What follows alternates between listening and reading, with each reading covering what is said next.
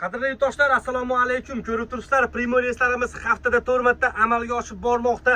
Dushanba, seshanba, payshanba va juma kunlariga kimda kim ketmoqchi bo'lsa musofir shahriga, Rossiya davlatiga ekrondagi 93lik kodi bilan 258 80 80 nomerlariga telefon qilib messengerlarda bron qilishingiz mumkin. Manzillarimiz Toshkent Abu Sahiy avtovokzali.